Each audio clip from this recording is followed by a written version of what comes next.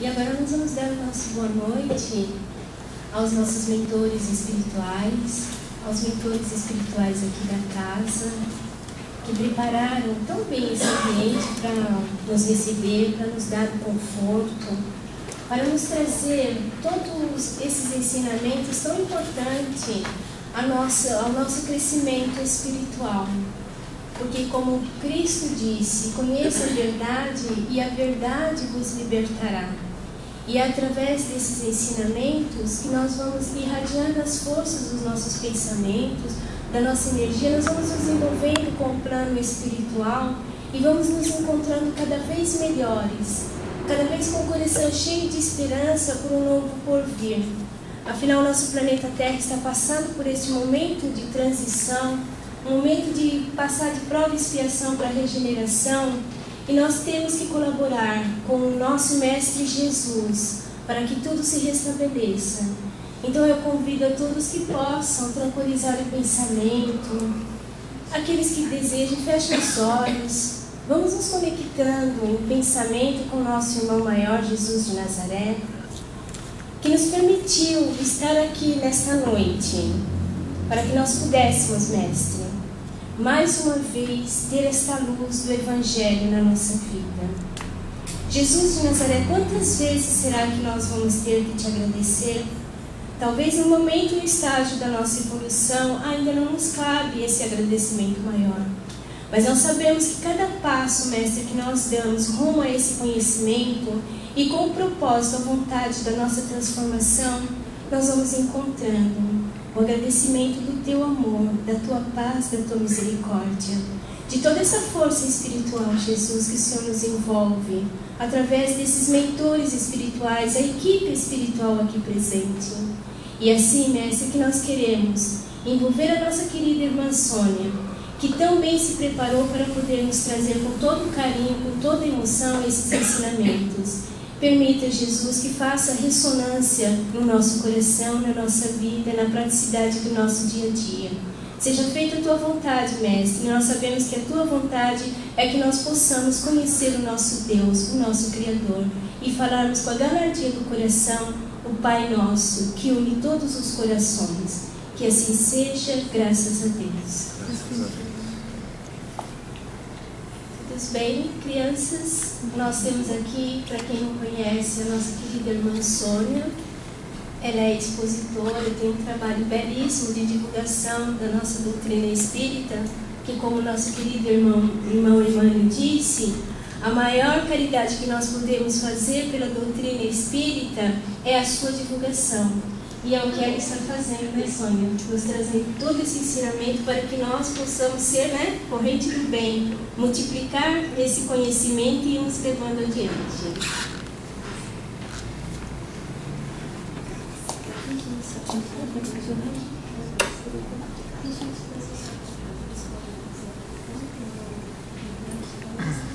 Olha, até que pode, quer dizer, não é que pode, se tiver, aceito. Mas, assim, como a gente está passando vários estágios, vai ser também nós falando um pouquinho mais lá na frente. Então, eu falei para eles o seguinte, que a gente se tiver alguma coisa, previsão normal. Olha, a Sônia, depois pergunta. E depois pergunta. A Sônia pediu, se vocês tiverem alguma dúvida, vocês anotem, que aí nós vamos abrir um espaço para que possam ser dirigidas essas dúvidas. Boa noite mais uma vez a todos. Sejam bem-vindos, que Jesus nos dê o seu amparo e sua sustentação sempre, né? Muito bem. Falar de doutrina espírita é falar, assim, de mudanças profundas na nossa maneira de ser, mudanças na nossa maneira de ver o mundo, mudanças na forma pela qual nós nos relacionamos com as outras pessoas e conosco. Então, doutrina espírita para nós não é apenas uma doutrina muito bonita, né? O espiritismo significa mudança total da nossa maneira de ser e de estar no mundo, para que a gente possa entender quais são os propósitos que a espiritualidade superior traçou para nós lá no ano de 1857, já com a codificação e com o nosso querido Allan Kardec, né? Então, eu estava dizendo aqui para a nossa turma o seguinte: para que nós possamos entender o que é o perispírito, quais as suas funções e propriedades, é importante que a gente fale um pouquinho sobre o Livro dos Médiuns. Vocês ainda não estão tendo o Livro dos Médiuns como matéria curricular, né? Mas é importante que a gente fale alguns aspectos do livro, que é um livro bastante extenso, mas alguns aspectos para que vocês possam já entender a abrangência desse livro, a importância dele, e depois a gente já vai passar para uma outra série de slides que vai falar então sobre o perispírito, as suas funções, as propriedades e por que a gente precisa saber tanto a respeito disso tudo, né? Então vamos lá. Então, o Livro dos Médiuns, ele foi escrito por Allan Kardec, né, e com a ajuda dos espíritos superiores, a falange do Espírito da Verdade, em 1861, logo após, portanto, o Livro dos Espíritos. O capítulo 3º já começa com o método. Nós vamos, conforme eu disse, pensar alguns aspectos desse livro, tá? Então, o que fala esse capítulo, o método? Ele vai dizer o seguinte, que o Espiritismo é toda uma ciência, toda uma filosofia. Quem desejar conhecê-lo deve estudá-lo profunda e seriamente, e eu vou dizer mais, toda a nossa vida, né? Porque não é porque a gente finalize o curso de doutrina espírita e depois vai para outros cursos, assiste palestras, ouve rádio, etc., que a gente vai se satisfazer. Não, porque chega um determinado momento em que nós temos uma necessidade muito grande de buscar o conhecimento por nós mesmos. E é essa a finalidade do Espiritismo, não é? Porque senão nós vamos ficar apenas ouvindo a opinião das pessoas com base no determinado assunto da codificação. Não. O Espiritismo chega para nós para que a gente possa buscar o conhecimento, não é? O Espiritismo se relaciona com os problemas da humanidade. O seu campo é imenso, imenso, né? E devemos encará-lo, sobretudo, quanto às suas consequências. Então, se nós temos um conhecimento teórico, a gente pega, por exemplo, o Livro dos Espíritos, ele aborda quase todos os temas que a gente poderia esperar para que nós possamos ter respostas para a nossa existência, não só nossa individual, familiar, social, mas principalmente com relação ao mundo também, não é?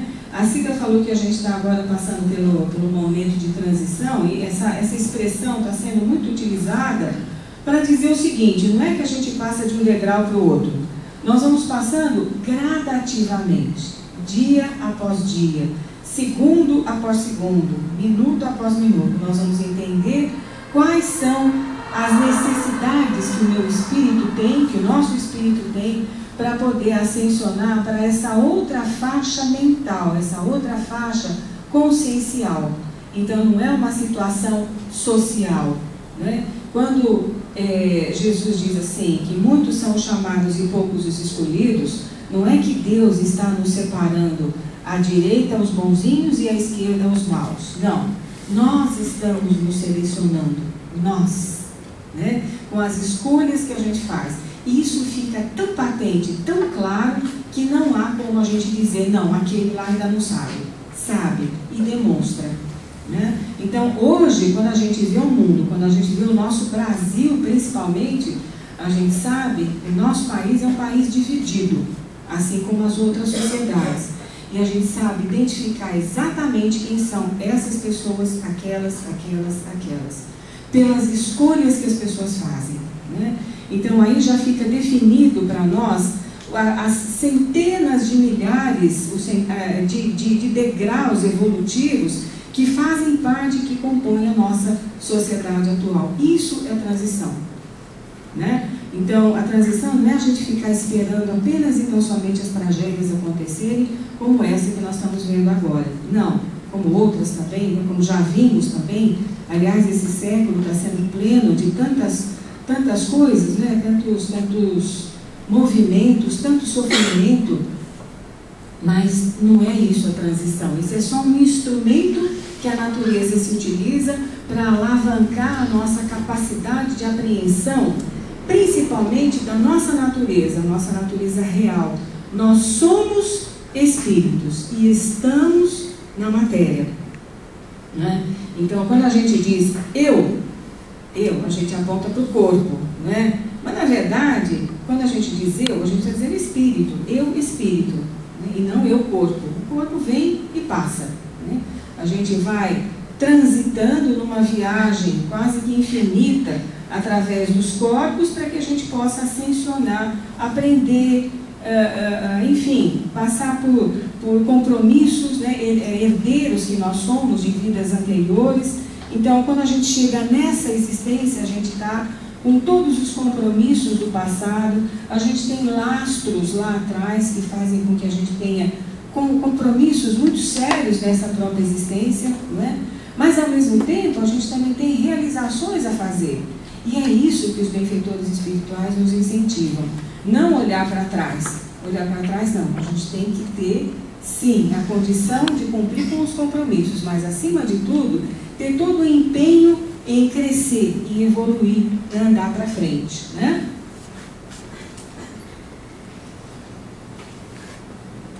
Muito bom. O seu ponto de partida, o Espiritismo, é a existência da alma, o que nós já falamos, portanto, né? Para tanto, antes de nos tornarmos espíritas, nós temos que ser espiritualistas, mas não qualquer espiritualista, né? Porque o Espiritismo também é um gênero espiritualista. É um gênero espiritualista que admite, por exemplo, a reencarnação. Existem outras linhas espiritualistas que não aceitam a reencarnação, como, por exemplo, as religiões, né? Mas nós aceitamos, assim como outras linhas espiritualistas também. Então, antes da gente ser espírita, a gente precisa aceitar principalmente a reencarnação como uma lei biológica, como um princípio de razão e não como um princípio de fé. Se for como um princípio de fé, não dá para provar através da ciência. Agora, se for um princípio de razão, filosoficamente falando, cientificamente falando, dá para comprovar sim. Aí vocês podem dizer assim, bom, mas então é possível provar a reencarnação? Hoje em dia é possível sim. Nós temos várias pessoas das áreas médicas, por exemplo, psiquiatras, psicólogos, etc., que se dedicam ao estudo da terapia de vida passada, por exemplo, não é? E que, através da terapia de vidas passadas, estruturam protocolos, né, de estudo e abrem, muitas vezes, protocolos de estudo e pesquisa com outras universidades, principalmente nos Estados Unidos, para que a reencarnação seja aceita, principalmente no meio científico, né, que é uma coisa que, infelizmente, as pessoas ainda ligadas a uma visão de vida positivista, dogmática, ainda não aceitam. Muito bom, olha aqui, então a gente já vai direto lá para os opositores e contraditores do Espiritismo. O Espiritismo hoje, principalmente a mídia, divulga um Espiritismo como sendo mais uma religião. Eu já ouvi dizer até que o Espiritismo seria uma dissidência do catolicismo e outras coisas que tais, né? Sem dúvida nenhuma, as pessoas que dizem isso é porque não conhecem o Espiritismo, sequer pegaram o Livro dos Espíritos para ler, não é? E para saber o que é o Espiritismo, afinal de contas. E confundem muitas vezes Espiritismo com Umbanda ainda, por incrível que pareça, com as linhas afro-brasileiras, né? Então, cada um está no seu, vamos dizer assim, na sua capacidade de apreensão do que seja a vida após a morte, a reencarnação, a sua fé, né? Mas o Espiritismo não é uma religião no sentido lato do termo. O que quer dizer religião? Né? Aquele composto de princípios de fé, não é? De liturgias, de cerimoniais, de roupas e tudo mais, que nós aqui não temos, né? O Espiritismo nunca teve isso, né? Muito embora, pelo fato do Brasil ter sido colonizado por Portugal, que era um país eminentemente católico, no começo da implantação do Espiritismo no nosso país, o que aconteceu? Aconteceu que as pessoas tinham uma tendência muito grande para trazer determinadas posturas, linguajar e tudo mais, utilizado nas igrejas, e principalmente a Igreja Católica. Então, o lado, vamos dizer assim, religioso do Espiritismo cresceu muito mais do que a filosofia e a ciência. Hoje já não está mais assim. Hoje a gente já entende a religiosidade espírita de uma outra maneira, como sendo incentivo, desenvolvimento disso que a gente traz, desse sentimento de transcendência que a gente traz dentro da gente, não é? Então, nós acreditamos em Deus porque a gente sabe, não é? Nós não temos aquela fé cega, a gente tem uma fé que pensa, uma fé que raciocina, uma fé que se embasa em conhecimento e não em opinião, não em senso comum, mas sim no conhecimento comprovado, atestado por cientistas, por estudiosos e principalmente por Allan Kardec, né? Que foi o primeiro investigador da vida após a morte com base científica, né? Então, os materialistas atuais, os nihilistas, o que quer dizer nihilista? Nihilista vem de nihil, vem de nada, né? Que são os ateus, aqueles que não acreditam hoje em Deus, né? Hoje nós temos um movimento ateu lá na França, que é assim, bem, nós não acreditamos em Deus, ponto. Agora, nós temos que ver o que fazer daqui por diante, né? Então, Deus não existe. Acabou, isso é fato, né? Agora, o que fazer depois, né? Então, existem determinadas linhas de pensamento, por exemplo, com o pensador Luc Ferry, Luc Ferry, isso, exatamente, o Comte Sponville. Então, eles têm uma vertente de pensamento que vai para o lado da mitologia, né? Então, eles estão resgatando a mitologia para trazer um pouco de espiritualidade para a vida das pessoas e, ao mesmo tempo, eles valorizam muito a relação familiar. Mas, infelizmente, não acreditam mais em Deus, né? É uma pena. Se eles, franceses, buscassem conhecer Kardec, a codificação espírita, veja só, porque afinal de contas o espiritismo nasceu em solo francês, né? Muito bem, e os indiferentes também, né? Aqueles que não estão nem lá, nem cá. Os incrédulos por má fé, por decepção, por comodidade, por escrúpulo religioso, por orgulho, por espírito de contradição, por negligência. Então, tudo isso a gente encontra hoje, né, na nossa sociedade, pessoas assim, e que muitas vezes contradizem o espiritismo e lançam determinados pronunciamentos, pessoas que fazem parte de religiões outras, né, e de linhas de pensamento espiritualistas ou de autoajuda.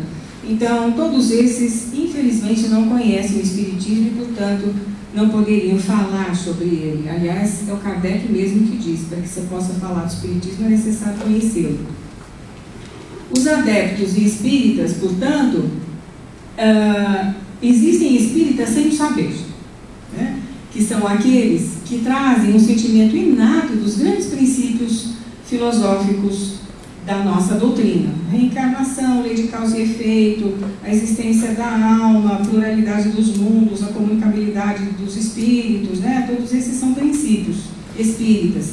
E que surgiu no pensamento dos filósofos antigos como se fosse um insight, né? Como, por exemplo, Platão, ele trouxe essa ideia daquilo que se convencionou chamar depois mundo espiritual através da sua teoria do mundo das ideias, né?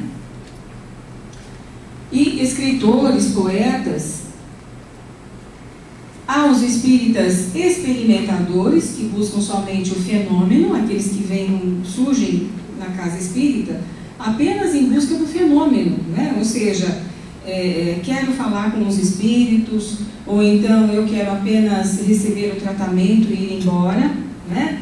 Não quero me comprometer de forma alguma, ou então, como eu já ouvi muitas vezes, eu não quero ser médium, viu? Eu vim aqui só para assistir palestra, mas não quero ser médium. Né? Então, busca somente o fenômeno, ou seja, aquela é algo que nos atrai, né? Porque por menos que a gente queira admitir, o fenômeno nos atrai, né? Então, esses somente são atraídos pelo fenômeno. Existem os espíritas imperfeitos, esses danadinhos, né? Que se interessam pelos fatos, compreendem o aspecto filosófico, admitem a moral que deles decorre, porém, a influência espírita sobre o seu caráter é insignificante ou nula.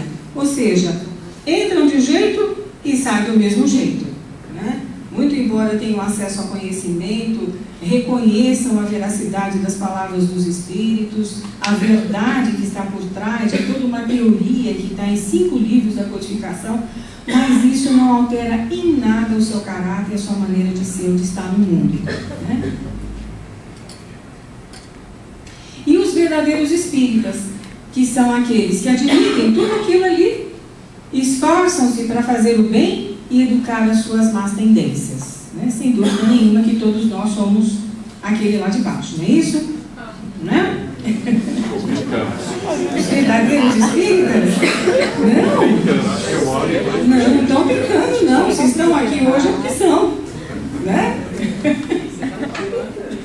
A gente não deve pensar assim, eu estou tentando, eu vou ser, é o vir a ser, né? Não, não é o vir a ser, é o que é. Todos estão aqui, então é sinal de que, né? Não é isso? Então, vamos lá. Olha só, a palavra de Kardec: o verdadeiro espírita nunca faltará a oportunidade de fazer o bem. Essa é a sua missão e nela encontrará a verdadeira satisfação. Concordam? Né? Seja uma pequena parcela de bem. A gente vai sair daqui do curso daqui a 4 anos, eu vou ser o sacerdote do espiritismo. Não vai. Não vai, porque vai esbarrar com um monte de problema na vida, vai cair, vai levantar de novo e vai cair outra vez, né? Agora, quando a gente se compromete a fazer o bem, não somente para a gente, não somente para o núcleo familiar e para os amigos, mas para as pessoas que nos cercam, no trânsito, no trabalho, no cotidiano, né? Tentando orar por todo esse conflito que está espalhado pela nossa cidade, pelo nosso país, pelos outros países, por exemplo, que está ocorrendo lá nos Estados Unidos hoje. A gente podia depois, ao final, fazer uma corrente de vibrações, porque a prece, gente, é poderosíssima, né? Então, o que vai acontecer? A gente vai mandar aquela energia boa para aquelas pessoas que estão lá, né? Principalmente com medo do que está ocorrendo, tempestades e chuva e tudo mais, enfim, todas essas coisas que a gente sabe que no fim acabam ocorrendo porque fazem parte da nossa natureza de mundo de provas e expiações. Muito bom, o capítulo 4 fala dos sistemas dos opositores, né? Os opositores dizem o seguinte, que na verdade não existe mediunidade, o que existe é charlatanismo, né? Várias pessoas que já foram em televisão e falam, não, isso aqui é charlatanismo, mediunidade não existe de forma nenhuma, né? Ou então é loucura. Eu me lembro que Eurípides Barçanufo, já ouviram falar? Eurípides Barçanufo, ele foi perseguido, né, acirradamente pelas pessoas da sua cidade. Por quê? Taxavam de louco, né? Porque ele era um médium.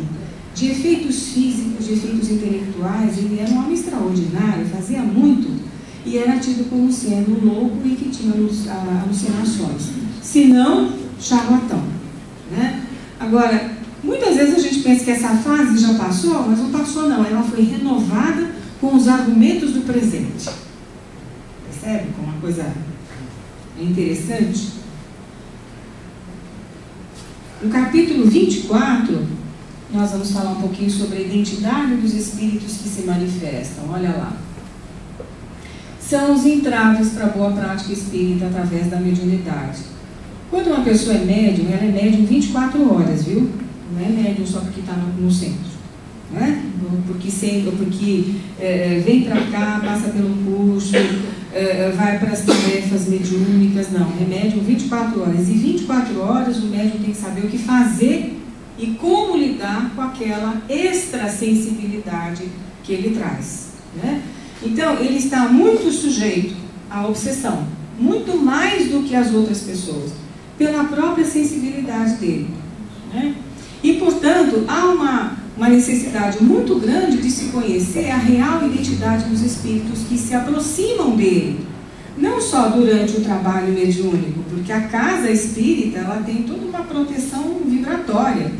Agora, principalmente lá fora, principalmente no trânsito, nos conflitos lá de fora, naquilo que a gente assiste pela TV, nas informações que chegam para nós, né? Então a gente tem que saber lidar com isso cotidianamente, até quando vai dormir, né? O que a gente tem que fazer? Fazer uma prece, né? Elevar o pensamento a Deus, parar o pensamento lá naquelas esferas um pouco mais altas, sair um pouquinho das necessidades que a gente tem aqui, não é? E aí a gente vai conectando com esses espíritos mais iluminados, que vão amparando a gente pode até se desdobrar ao longo dessa noite, né, com um sono profundo, e vai ao encontro dos espíritos amigos, do nosso anjo da guarda querido, anjo, né, a gente chama de anjo, nosso mentor espiritual, vai nos dar orientação, enfim, para que a gente possa continuar a enfrentar os desafios que a existência nos traz, né? Então a gente precisa aprender a conhecer essa sensibilidade para poder lidar com ela e dominá-la, principalmente. Porque senão, o que vai acontecer? A gente vai cair em processo obsessivo. Olha aqui o que diz o André Luiz, através do Chico, no livro Nos Domínios da Mediunidade. O pensamento é tão significativo na mediunidade quanto o leito é importante para o rio. Olha só. Já fizeram um teste consigo mesmo? O que vocês pensam 24 horas ao dia? Durante o sono também. Porque o que descansa é o corpo, não é? O corpo entra num estado lá de letargia, não é isso? O que a gente pensa ao longo do dia? Né? Quando ocorre um fenômeno, alguma coisa, uma notícia, ou então cotidianamente, você está lá trabalhando no computador, ou então você está no trânsito, o que você está pensando? Né? É isso, é essa análise que a gente precisa fazer. Qual é o seu pensamento ao longo do dia? É isto o que o define. Tá? É isso o que nos define. É o que a gente pensa, não é o que a gente faz. Muitas vezes o que a gente faz, a gente pensa muita coisa, faz pouco, né? E muitas vezes faz aquilo que não pensou. Não é verdade? Então, a gente tem que se analisar, tem que voltar os olhos para si mesmo. Não foi esse o convite que Sócrates fez, né? Quando ele chega lá no oráculo de Delfos e está lá aquele dístico, né? Lá do prédio do oráculo, está lá, conhece-te a ti mesmo. E entrando um pouco mais dentro do oráculo, tinha um outro dístico dizendo o seguinte: para que você saiba o que vai perguntar para o oráculo. Então, primeiro ele tinha que se conhecer, porque as respostas estavam nele mesmo, né? Percebe? E Santo Agostinho, no Livro dos Espíritos, olha, o que eu fiz ao longo do dia, o que eu pensei, com quem eu estive, o que eu pensei quando eu estive com aquela pessoa, ou com um evento qualquer ocorreu na minha vida, o que eu pensei, como que eu pensei, que emoções que isso me trouxe, né? Que estímulos que isso criou dentro de mim. É isso o que me define como um ser humano, né? Não é aquela postura que a gente tem necessariamente que ter nos ambientes sociais. Isso não nos define, porque aquilo é a persona, né? São as diversas personas que a gente tem no trabalho, em casa, na rua, tarará. Mas a gente tem que voltar os olhos para dentro para se definir, para se conhecer.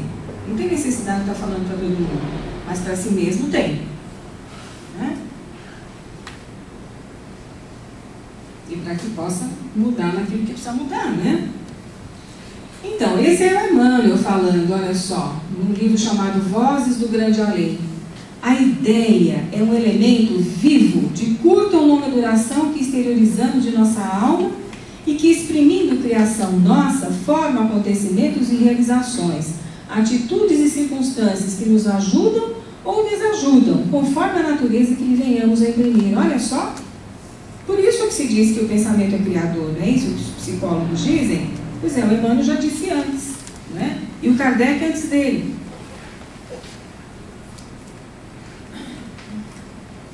Nossos exemplos, maneiras, gestos, palavras geram ideias que, à maneira de ondas criadoras, vão e vêm, partindo partindo de nós para os outros e voltando dos outros para nós. Olha só, com a qualidade de sentimento e pensamento que lhes infundimos, levantando-nos para o triunfo ou impulsionando-nos para a derrota, e até para o conflito, para a cólera, né? Para a desavença, para a discórdia, para o ódio, para o ressentimento, ou então para a alegria. O Divaldo Franco tem uma passagem muito interessante que ele conta assim, quando ele estava conhecendo a mediunidade dele, né, quando ele era bem jovenzinho, ele dizia assim, que quando ele ia no enterro, ele chorava mais do que a viúva. Né? E quando ele ia no casamento, ele ficava mais feliz ainda do que o noivo. E isso por quê? Porque ele estava na faixa mental das pessoas que estavam lá. Então, a repercussão que isso tinha sobre ele, médium, que estava ainda conhecendo a sensibilidade própria, era muito maior do que as pessoas que estavam ali. Então, ele chorava muito mais do que a viúva e se sentia muito mais feliz do que o próprio noivo. Ele entrava na faixa de felicidade de todo mundo ou de dor, de sofrimento do outro. E não sabia como controlar isso. Até que, com o passar dos anos, lógico, porque ele foi se conhecendo melhor, né? Mas logo no começo, quando a gente se conhece enquanto médium, isso pode ocorrer. Né? Qualquer ambiente onde se vai, sintoniza com a psicosfera e você vai captando, sentindo, isso mexe com as suas emoções e extravasa desta ou daquela maneira. Se você é uma pessoa tendente à cólera, você vai ficar com raiva. Se você é tendente à depressão, você vai ficar mais depressivo ainda, percebe? Então o médium é uma pessoa realmente muito sensível e que tem que conhecer a si próprio para não entrar nessas faixas mentais. Atitudes, comportamento e personalidade, a maneira de pensar, sentir, reagir em relação a grupos, questões, outros seres humanos e eventos. Olha aí, tá vendo? Mais um convite de como que a gente pode se conhecer, não é? A nossa maneira de pensar, o que a gente pensa, quais são as nossas atitudes, como que nós sentimos ao longo do dia, em função de diversos estímulos externos, reações em relação a grupos, questões, outros seres humanos, eventos, o nosso ambiente profissional, os conflitos que existem, comuns, não é? Então, como é que a gente se comporta mentalmente? Né? Porque uma coisa é você falar, outra coisa é você sentir. Então, conheça-se, o que você pensa naquele momento. É isso que vai lhe definir como ser humano e como pessoa no seu degrau evolutivo. Olha só, o capítulo 9, a intervenção dos espíritos no mundo corpóreo, essa passagem está no Livro dos Espíritos, é da maior importância, a gente precisa ir muito estudar essa parte, né? Aí nós vamos entender a respeito da reencarnação de uma forma mais profunda, né?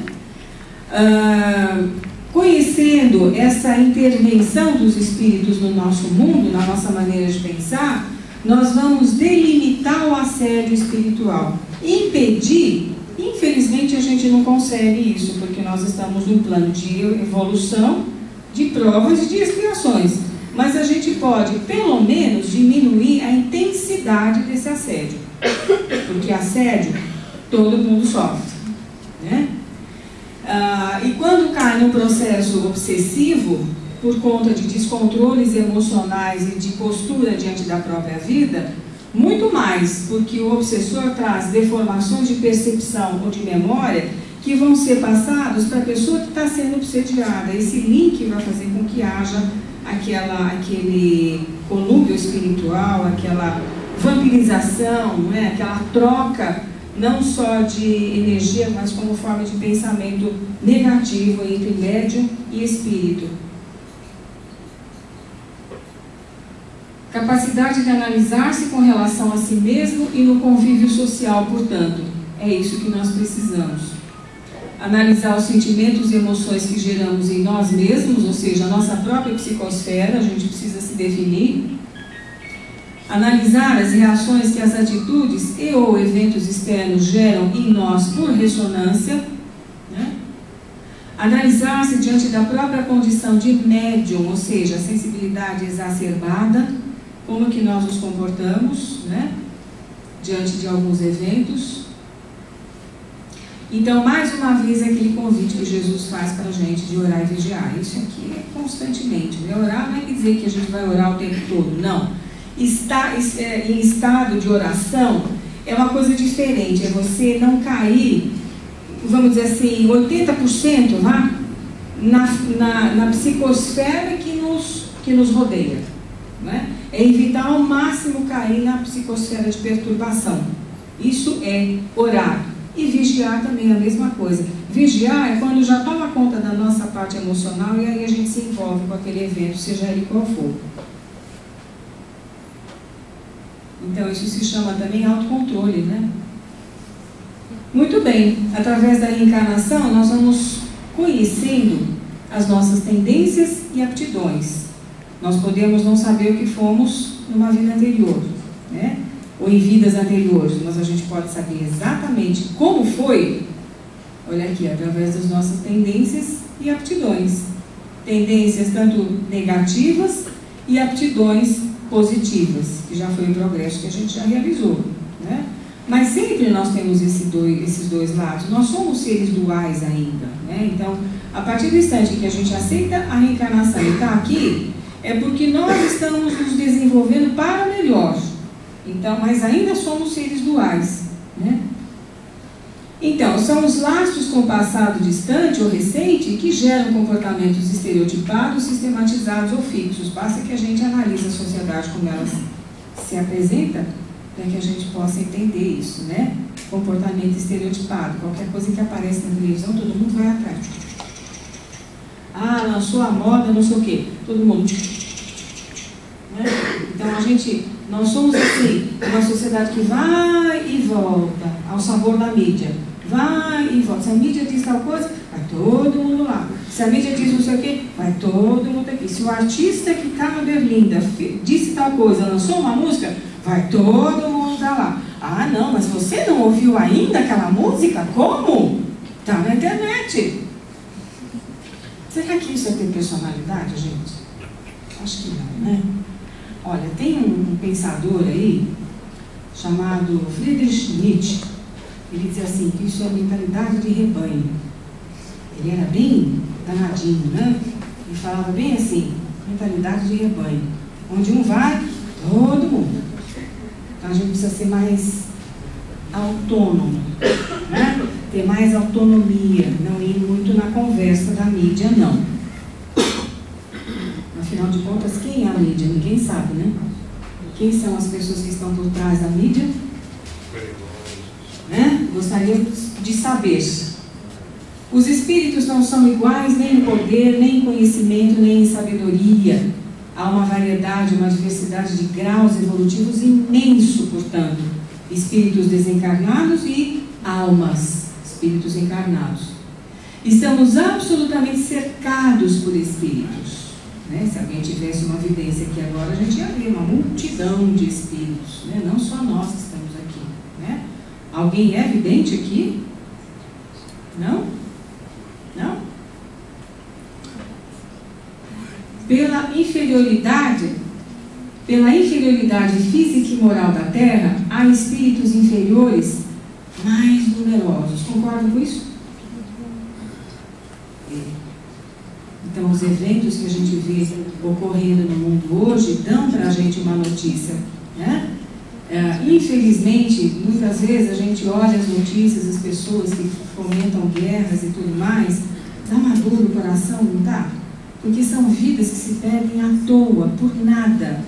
É gente que envereda pelas drogas, pelos vícios de toda sorte, jogando fora a própria existência, né? Ao passo que outros lutam pela vida, pela saúde, são portadores de doenças degenerativas, estão aí lutando, pedindo ajuda para os sistemas de saúde, para os centros espíritas. Agora vem alguém e ceifa a própria vida.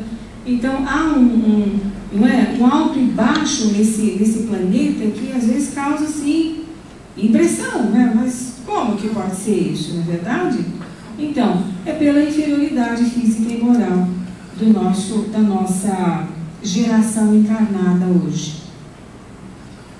Entre esses, aos que agem mais particularmente sobre nós, cabe-nos, portanto, discernir se são bons ou maus, observando o pensamento que a gente tem ao longo do dia. O que eu pensei? Como que eu pensei? Quais foram as emoções que eu gerei em tal ou tal dia, hoje, por exemplo, né? O que eu pensei ao longo do dia e que emoções que esse pensamento me trouxe? Isso é autoconhecimento. E isso conecta com os espíritos desencarnados, sejam eles quais forem, né? Aí você está carregando uma multidão de espíritos junto com você, que interfere na sua vida, que lhe diz o que fazer, e você não está nem percebendo, está fazendo o que eles estão mandando, né? Muito bom. Os espíritos inferiores se ligam àqueles que os escutam, junto aos quais se agarram. Se conseguirem estabelecer domínio sobre alguém, fascinam, obsediam-no e o conduzem. A fascinação é o grau máximo do processo obsessivo. A pessoa já não pensa mais por si. É uma ligação tão profunda de mente a mente que não dá mais para separar em muitos casos, né? São pessoas que se unem muitas vezes através de reencarnações sucessivas. E muitas vezes, quando são gerados em novos corpos, nascem numa simbiose tão grande que nascem como crianças siamesas. Percebe? Então, houve um caso agora recentemente de uma criança que nasceu lá no Paquistão com o tórax de uma outra no seu próprio tórax. Então, a pessoa não tem a parte de cima, né? A outra criança não tem a parte de cima, tem só a parte de baixo que está ligada no outro. Então, o que é isso? O que já é a genética? A genética, sim, só que a genética é comandada pelo espírito, né? Então, aí caracterizou-se um processo de simbiose espiritual tão profunda que essas crianças nasceram, esses espíritos nasceram com esses corpos, né, que já estavam ligados antes através do pensamento, percebem? A obsessão jamais se dá senão por espíritos inferiores, lógico. Os bons espíritos jamais produzem constrangimentos, aconselham, combatem a influência dos maus e afastam-se quando não são ouvidos. Olha lá. A obsessão simples porque começa de uma maneira sutil, né? Mas define uma ação quase permanente de um espírito estranho que leva a pessoa a ser solicitada por uma necessidade incessante de agir desta ou daquela maneira, de fazer isto ou aquilo. Eu vou comer agora um docinho, porque eu estou com vontade de comer doce. Então eu vou, dali a meia hora eu vou comer um pedaço de bolo. Aí dali a 5 minutos eu vou comer uma feijoada. Aí pronto, aí dá uma indigestão, vai para o consultório. Será que isso veio somente por parte da pessoa? Ou foi por sugestão de alguém? Né? Porque quando a pessoa está bem, ela não vai comer sem parar. Né? Ou então não vai deixar de comer. Percebe? Então todas essas doenças psicossomáticas têm uma influência espiritual aí no meio. Né? Cuidado com os docinhos. Fascinação, aquela fascinação que a gente tem por falar do outro, não é? Existem sites especializados aí na vida do outro, olha só. E você está fascinado pela vida alheia, né? A própria vida mesmo não tem a vida do outro. Ilusão produzida ora pela ação direta de um espírito estranho, ora por seus raciocínios capciosos, e essa ilusão produz um logo e visão enganosa sobre as coisas morais, falseia o julgamento e leva a tomar-se o mal pelo bem. Quantos médiuns fascinados nós não temos por aí hoje em dia? Né? Muitos, escrevendo livros aí, né? Livros que acham que são maravilhosos, livros orientativos. Você vai olhar, meu Deus, o que é isso?